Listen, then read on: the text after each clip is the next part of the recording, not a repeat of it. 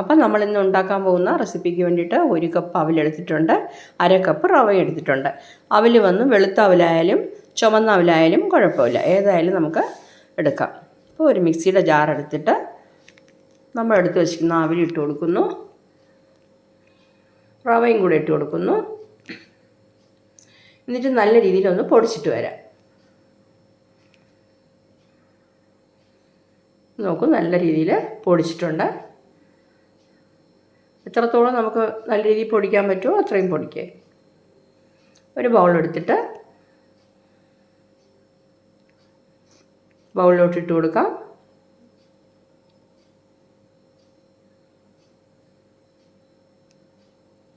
കുറച്ച് ഉപ്പ് കൂടെ ചേർക്കാം.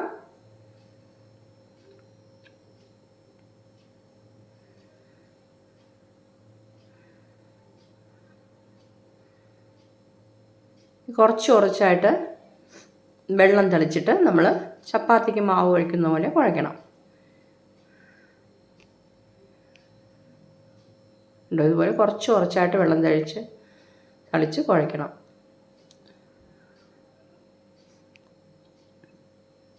ഇതുകൊണ്ട് നമ്മൾ ചപ്പാത്തി ഉണ്ടാക്കുമ്പോൾ നമ്മൾ സാധാരണ ഗോതമ്പ് മാവിൽ ചപ്പാത്തി ഉണ്ടാക്കുന്ന പോലെ തീരെ നൈസായിട്ട് പരത്താൻ പറ്റത്തില്ല. കുറച്ച് കട്ടിയായിരിക്കും, പക്ഷെ നല്ല സോഫ്റ്റ് ആയിരിക്കും, നല്ല ടേസ്റ്റും ആയിരിക്കും.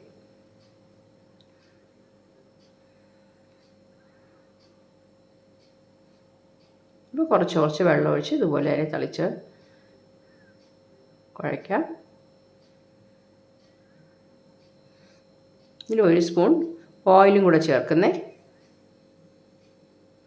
1 ടേബിൾ സ്പൂൺ ചേർത്തോളൂ.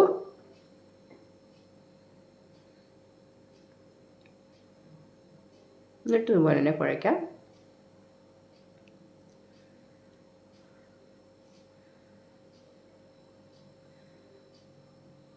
നല്ല രീതിയിലൊന്ന് കുഴയ്ക്കണം കേട്ടോ. എന്നുവെച്ചാൽ നമ്മൾ റവയൊക്കെ ചേർത്തിരിക്കുന്നതുകൊണ്ടേ നല്ലപോലെ ഒന്ന് കുഴയ്ക്കണം.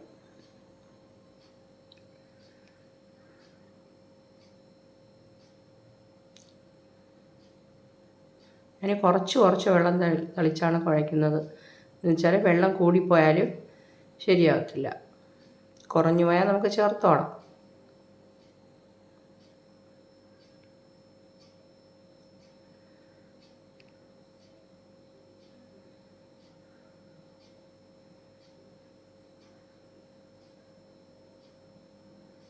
അപ്പം ഞാൻ ഇതുപോലെ കുഴച്ചിട്ടുണ്ട്, കണ്ടോ, കയ്യിലൊട്ടി പിടിക്കുന്നൊന്നുമില്ല. ഇത് മൂടി വെച്ചിട്ട് നമുക്കൊരു 15 മിനിറ്റ് റെസ്റ്റ് ചെയ്യാനായിട്ട് വെക്കണം. പക്ഷെ നമ്മുടെ റവയൊക്കെ ഒന്ന് സോഫ്റ്റായി കിട്ടണം, അതിന് വേണ്ടിയിട്ടാണ്. 15 മിനിറ്റ് ആയിട്ടുണ്ട്. നമുക്കിനി ചപ്പാത്തി ഉണ്ടാക്കാം. അതിനുവേണ്ടി നമുക്ക് ഓരോ ബോളുകളായിട്ട് ഉരുട്ടി വയ്ക്കാം. അപ്പോൾ പെട്ടെന്ന് തന്നെ നമുക്ക് പരത്തിയെടുക്കാൻ സൗകര്യമായിരിക്കും.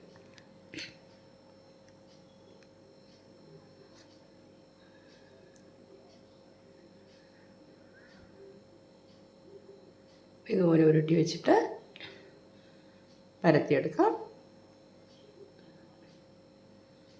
നമ്മൾ പൊടിച്ച മാവുണ്ടെങ്കിൽ അതും ഇടാം, ഇല്ല ഗോതമ്പ് പൊടിയോ മൈദയോ എന്തായാലും ശരി, അത് കൊണ്ട് ഇങ്ങനെ പുരട്ടിയെടുക്കാം. പരത്തുമ്പോൾ ഈ എഡ്ജസ് ഒന്നും നല്ല ഷേപ്പായിട്ട് വരണമെന്നില്ല. നമുക്കൊരു പാത്രം വെച്ചിട്ട് റൗണ്ട് ഷേപ്പായിട്ട് എടുക്കാം.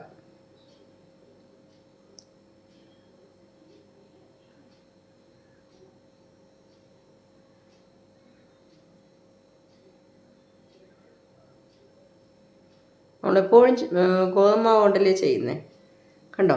ഇതുപോലെ ഈ അഗ്രം വന്നിട്ട് കുറച്ച് ഷാർപ്പായിട്ടിരിക്കുന്ന ഒരു അടപ്പ് എന്തെങ്കിലും എടുത്തിട്ട് ഇതുപോലെ ചെയ്തെടുക്കുമ്പോൾ കറക്റ്റായിട്ടുള്ള റൗണ്ട് ഷേപ്പ് കിട്ടും. അപ്പോൾ അതിൽ ബാക്കി വരുന്ന മാവൊന്നും കളയണ്ട കേട്ടോ, അതൊക്കെ ചേർത്ത് വെച്ചിട്ട് നമുക്ക് വേറെ ചപ്പാത്തിയാക്കാം. കണ്ടോ, ഇത്രയും തിക്കായിട്ടിരിപ്പുണ്ടേ. ഇതുപോലെ ബാക്കിയുള്ളതും കൂടെ പരത്തിയേക്കാം.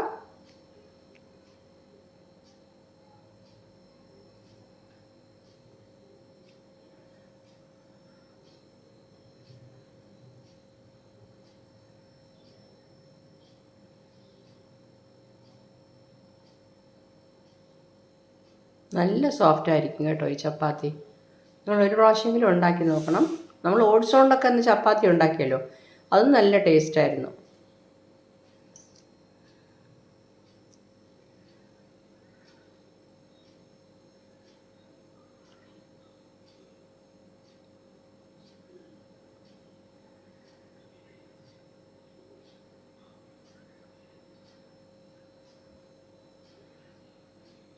അപ്പോൾ ഇതുപോലെ എല്ലാം പരത്തി വെക്കാം. ഇനിയിപ്പോൾ ഗ്യാസ് ഓൺ ചെയ്ത് നമുക്കിത് ഉണ്ടാക്കിയെടുക്കാം. അപ്പം നമ്മുടെ ചപ്പാത്തി ഉണ്ടാക്കുന്ന ആ കല്ല് വന്നിട്ട് നല്ല രീതിയിൽ ചൂടാവണം. കുറച്ച് ഓയിൽ ഗ്രീസ് ചെയ്ത് കൊടുക്കാം. നെയ്യ് വേണമെങ്കിൽ നെയ്യും ഇതുപോലെ ഗ്രീസ് ചെയ്യാം.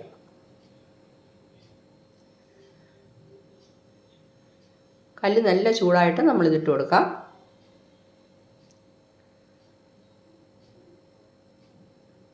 ചെറുതായിട്ട് ബബിൾസ് വരാൻ തുടങ്ങുമ്പോൾ നമ്മൾ മറിച്ചിട്ട് കൊടുക്കണം.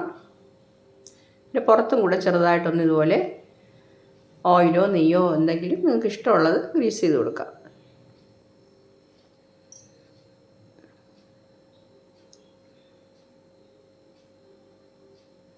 ഞാൻ നല്ലെണ്ണയാണ് യൂസ് ചെയ്യുന്നത്.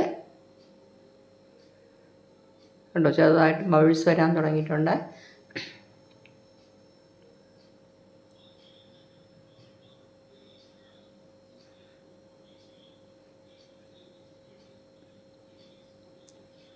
ഇപ്പം മറിച്ചിട്ട് കൊടുക്കാം.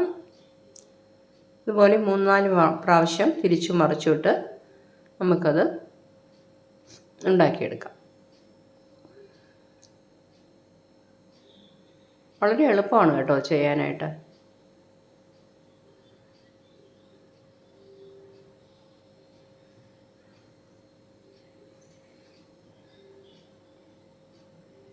ചപ്പാത്തി ഗോതമ്പ് മാവിലുണ്ടാക്കുന്ന ചപ്പാത്തിയേക്കാളും ഇത് സോഫ്റ്റ് ആയിരിക്കും.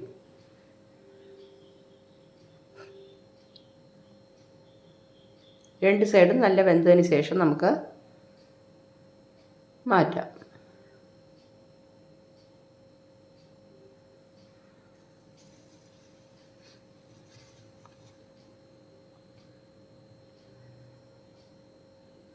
രണ്ട് സൈഡും വെന്തിട്ടുണ്ട്.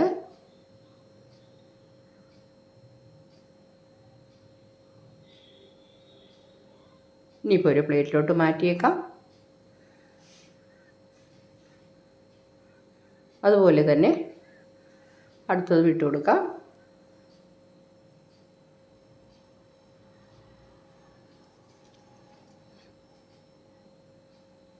അതുപോലെ തന്നെ ഓയിൽ ഗ്രീസ് ചെയ്തിട്ട് നമുക്ക് ചുട്ടെടുക്കാം.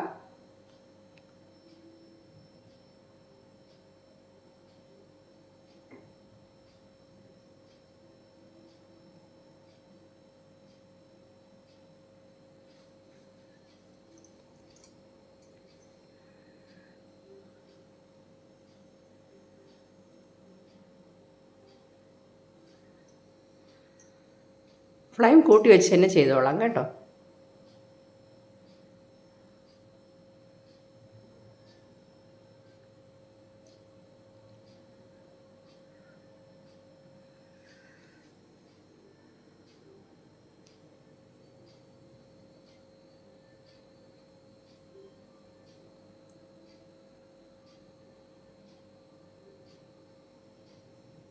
ഇതും വെന്തോണ്ട് നമുക്ക് പ്ലേറ്റിലോട്ട് മാറ്റിയേക്കാം.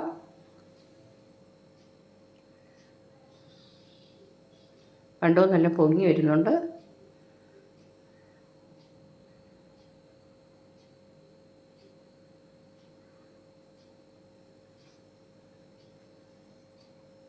അപ്പോൾ ബാക്കിയുള്ളത് ഞാൻ ഇതുപോലെ തന്നെ ഉണ്ടാക്കിയെടുത്തേക്കാം.